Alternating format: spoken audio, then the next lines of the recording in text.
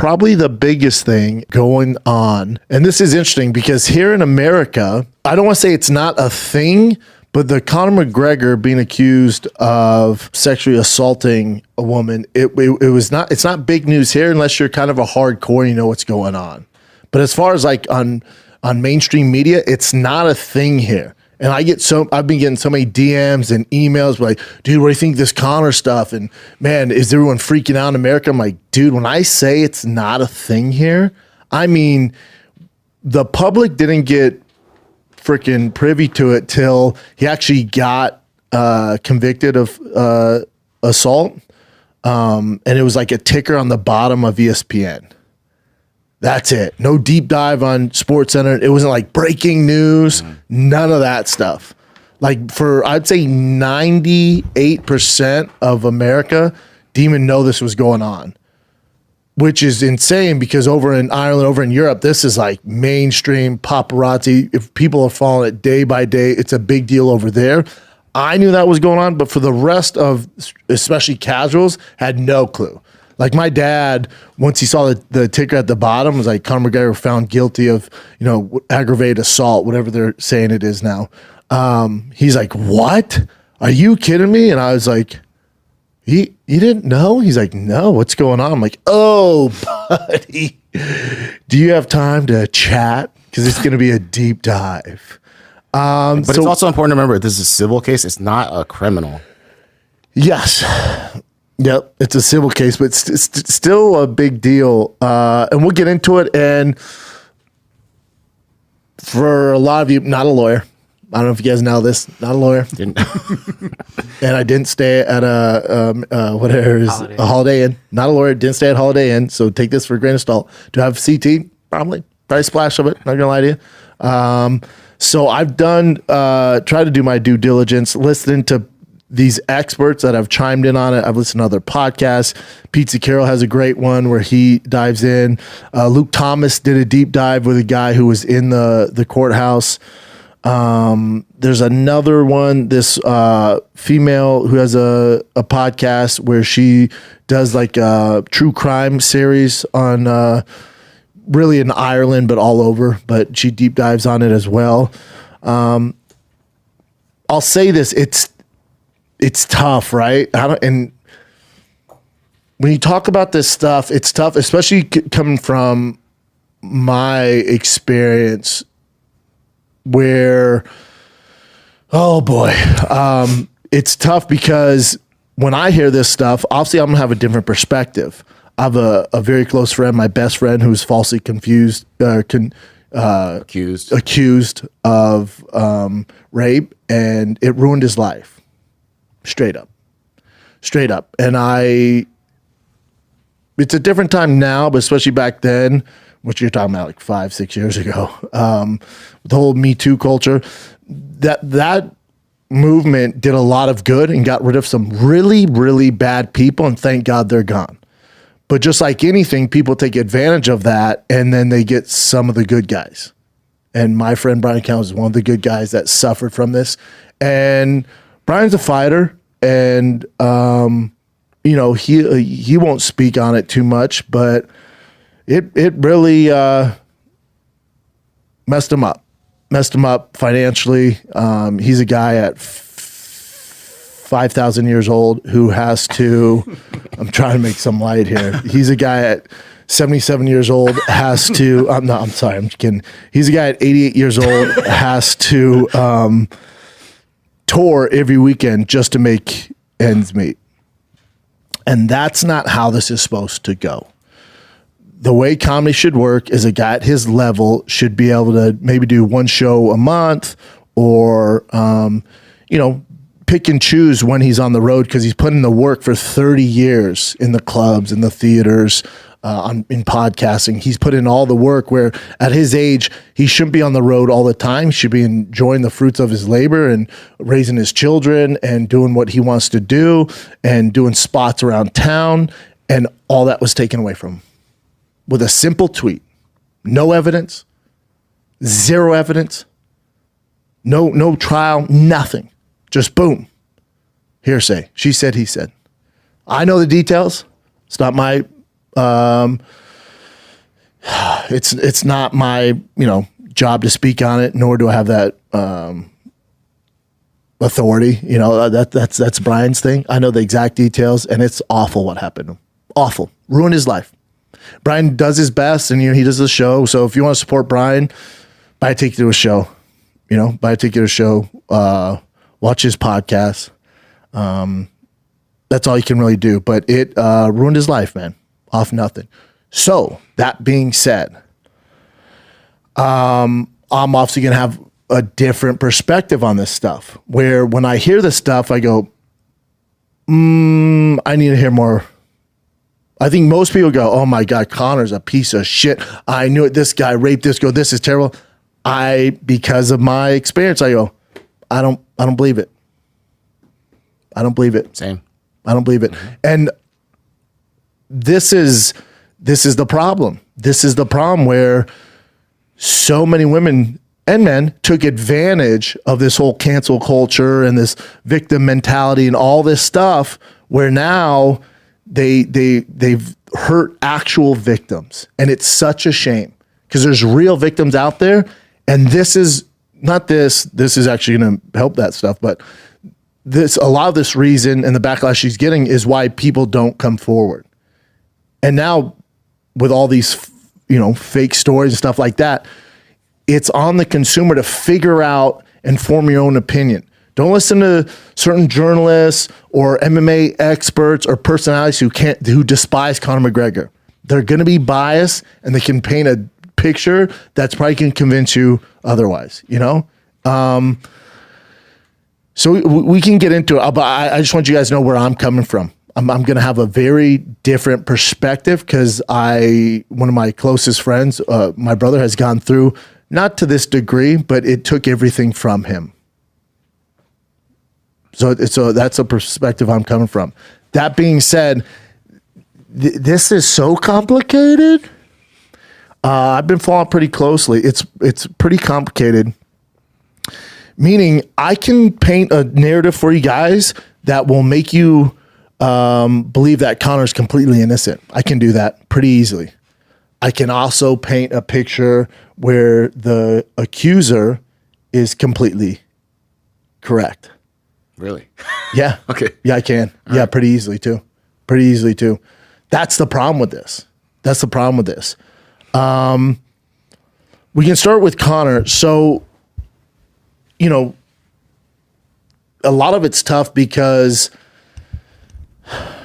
it's Conor McGregor, right? So when I give you all the evidence and I give you all the stuff that he's being accused of, I want you to do, I'm going to paint the pro Conor argument first, and then we can go to the accuser.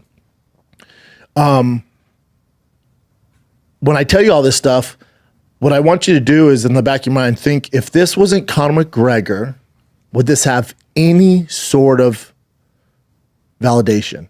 If it wasn't the most famous mixed martial artist of all time, if he wasn't the biggest name in UFC history, are you believing any of it? If this was Joe Schmo that had no fame, no money, and I presented this case to you, what would you say? You'd be like, what the fuck?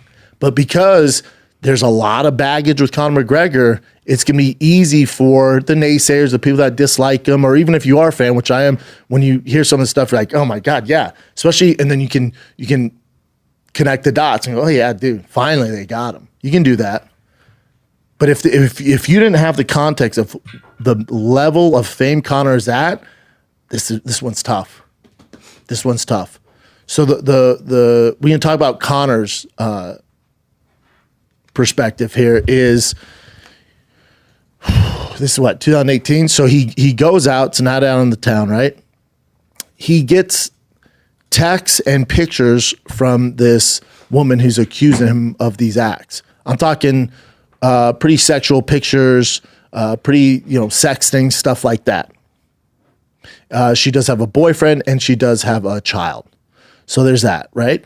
And then they go out. The other thing that makes this tough is this isn't And this is where you're just like, Jesus Christ, Conor is a party animal. This isn't like one night. This is a 2 to 3 day bender on cocaine and alcohol.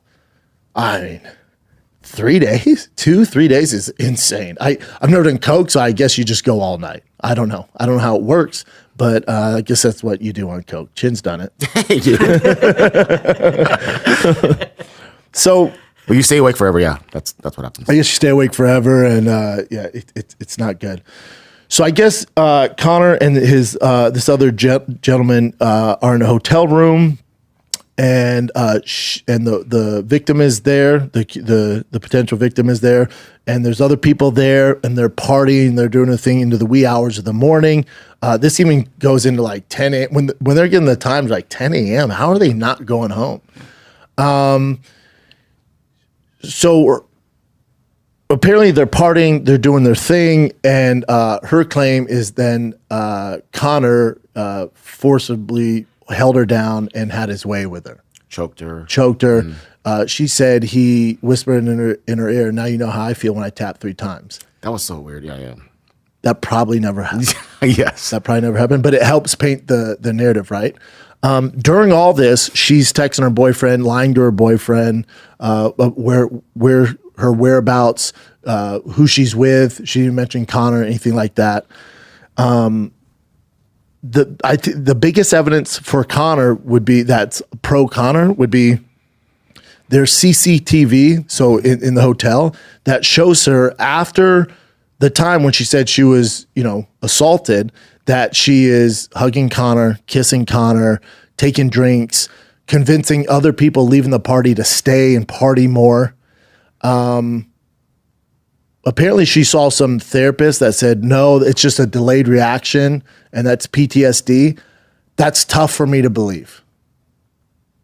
I'm not an expert in this stuff, but when I hear that, I'm like, because she's saying, well, oh, I don't remember any of that. I know. So when it's showing actual evidence that hurts her claim, she goes, I don't remember any of that. I was just scared for my life. Really? That's where I'm like, man, what's going on here? What is going on here? And then another gentleman, Conor McGregor, one of his James Lawrence, yeah, who's his best friend, who was found innocent. He said he slept with her twice. After that. Yep. She originally says, I never slept with him. And then she tries to sue him, or she tries to press charges for rape. So originally she said, nope, I'm not interested in him, didn't like him, never slept with him. And then she pressed charges for rape. Yeah. So it's dicey. It's dicey. All that's dicey. And then, but then also with James is he said he used a condom, so there's no DNA. So that's tough. And then she was also on her period, right? The tampon inside. The tampon inside. So all that stuff. Also, that's Conor's best friend. So he was found innocent. They didn't press any assault charges, no rape charges against him. He was found innocent. The victim, the alleged victim's friend who was next door, who's a good friend of hers, said she never heard any struggling, none of this stuff. Spoke to her after this. There was no issues. So it's tough, man. This is also 6 years ago. Apparently, some of the other stuff is like, we've been hearing about this for a while, right? There's been rumblings for a while, not so pro Conor. So she went to the hospital. I think she went to the rape clinic, and the bruises on her arms and legs and body, they're like, we've never seen anything this bad. That's not good. That's not good. I think that's ultimately what convinced the jury that Conor's kind of at least liable for some of the damages. And now remember, he wasn't found guilty of rape. No. He was found guilty, I think, of assault. I mean, it could be sexual assault, but it's just it's assault. Yeah. It's tough though, like with the Trevor Bauer thing, right? Like the girl was a freak. That's their kink. I don't know. And with all this, I don't know. But here's my thing. If you're going to accuse somebody of rape, you better have your ducks in a row and you better be 100% honest. She had a ton of lies. So it isn't it tough? Because the video says otherwise, right? Like if it was that brutal and you had all these bruises and he forcibly did all this to you stuff, and then on the video you're there being lovey-dovey and still drinking and trying to convince people to stay at the party, that just doesn't seem like a person to me that suffered all this trauma. Could be wrong. Maybe that's their way of protecting themselves. I don't know. That's what they're saying. But to me, the logical thing would be get the fuck out. Yeah. Don't try and convince other people to hang out with your alleged rapist. At that point, you're safe. Leave. Just fucking leave. But then the experts say, well, it's PTSD. It shows up later. And the other issue is in court. She goes, they would show all that. She goes, I don't remember any of that. Yeah, bullshit. That's convenient. I don't believe it at all. I know it's tough. By the way, Conor, go ahead. Go ahead. Oh, Conor like described it as athletic and vigorous sex, which is kind of funny. I don't know why. It's not funny if it's actual rape. But he said athletic and vigorous, not rough. Now, allegedly, Conor's defense team had a lot of evidence, like, she was given fellatio in the car on the way there, like even afterwards when they're partying and stuff like that. So I don't think, as far as my knowledge, which isn't a ton, that's usually not how a victim acts. But again, the bruising stuff is weird. Now, but that happens when you have okay, come on, dude. Does that happen? I don't know. If that's not my kink. I don't know that's how not it mine goes either. down. But if people like that shit, or she could have easily fucking did it to her neck afterwards. Like I don't trust her at all. I think she's absolutely. You shouldn't trust either of them. Is what? No, I think Conor is also kind of not great, but no, that's the thing. I think they're both made poor choices that night. Yeah. It seems like it got out of hand, but I think they're both guilty of just being dumbasses. Yeah. But then because he's a famous person, there's going to be, a reason to go after him. Now, here's where it's tough to defend Conor. So you'll see a lot of people say, oh, this is a money play. You'll hear this all from most of the narrative out there. Oh, this is just a money play. And usually I'm with you. For her, this is not a money play. Now, this is over a 6-year period where she's been harassed. She had to move houses. That's the problem. Apparently, some people broke in her house, threatened her and her boyfriend, right? So there's all that stuff. This is over 6 years. Apparently, Conor's team offered her a settlement and she refused it because she wants justice. That's the rumor. Okay. I don't know how true that is. So apparently, Conor's team went, hey, we don't need to go to all trial. Here's the settlement, and she refused it. So that's over a 6-year period. She only got, I think, awarded like $275,000 in American dollars, which might cover lawyer fees. So when you say it's a money play, there's not much money here, and it changes her life forever. Because who would sign up for all this trauma, all this stuff nonstop? And it's not like she got $50 million, $10 million, even $1 million. So when it comes to the monetary, it's just not there. So my reason, when I before you speak case, my thing was like, why would, and this is pro her, it's like, why would anybody, and she has a child, why would anybody go through this for 6 years? All the abuse she got, I'm sure all the harassment online, it has to be fucking brutal, dude. Conor's beloved by the majority of the world. Why would you sign up for all that knowing you're not going to get a big payday at the end? See, to me, that doesn't sound like something that someone who's making shit up would do. She was asking for 1.7, $1 million in loss of earnings, roughly $750K for rehousing, because as you brought up, her house was broken into. But the court just awarded her $275,000? Correct, yeah. Which, and to your point, there wasn't even a guarantee that she was going to get that. Had she lost, she would have had to pay Conor's. So when, to your point about taking a settlement, that versus the gamble of going to trial, not only not getting what you're asking for, but potentially having to pay money, supports your point of why even go through all this. I know. Jid? I honestly think she's like mentally ill. That's what I think. Damn, dog. Seriously though. I don't know. I do not know. It's a tough one.